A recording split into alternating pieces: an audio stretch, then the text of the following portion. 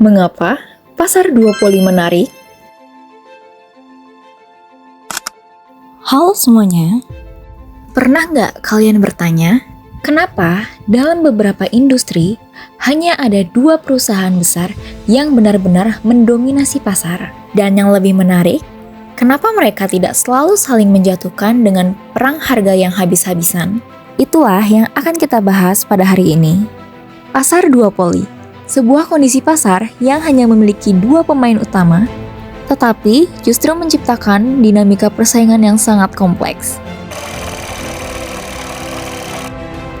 Pasar duopoli adalah bentuk pasar yang dikuasai oleh dua perusahaan utama yang menjual barang atau jasa yang sama atau sangat mirip.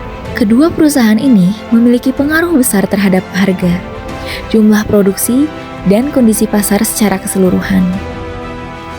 Karena hanya ada dua pemain utama, setiap keputusan yang diambil oleh satu perusahaan akan mempengaruhi perusahaan lainnya. Oleh karena itu, kedua perusahaan harus selalu memperhatikan langkah pesaingnya sebelum membuat keputusan bisnis. Secara umum, pasar duopoli dapat dibedakan menjadi dua jenis. Yang pertama adalah duopoli homogen, yaitu ketika kedua perusahaan menjual produk yang hampir sama atau identik. Yang kedua adalah duopoli diferensiasi, yaitu ketika produk yang dijual memiliki fungsi yang sama, tetapi dibedakan melalui merek, kualitas, desain, atau layanan. Dalam ilmu ekonomi, terdapat beberapa model yang menjelaskan perilaku perusahaan dalam pasar duopoli. Yang pertama, model Carnot menjelaskan bahwa perusahaan bersaing dalam jumlah produksi. Yang kedua, model Bertrand menjelaskan persaingan melalui harga. Sedangkan model Stackelberg menggambarkan situasi ketika satu perusahaan menjadi pemimpin pasar dan perusahaan lainnya mengikuti strategi yang telah ditetapkan oleh pemimpin tersebut. Efek negatif perang harga menurunkan harga secara agresif justru merugikan kedua belah pihak.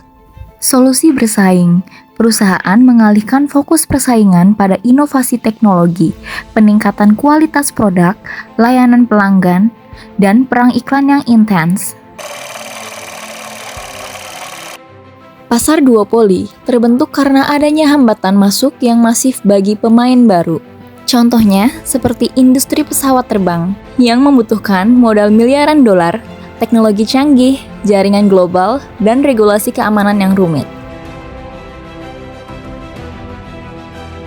Sisi positifnya, konsumen diuntungkan oleh inovasi yang cepat dan kualitas produk yang terus meningkat.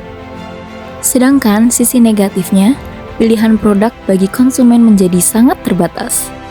Jadi, pasar duopoli bukan sekedar tentang adanya dua perusahaan besar, melainkan tentang dinamika strategis di mana setiap langkah bisnis selalu ditentukan oleh pertanyaan, apa yang akan dilakukan pesaing saya setelah ini?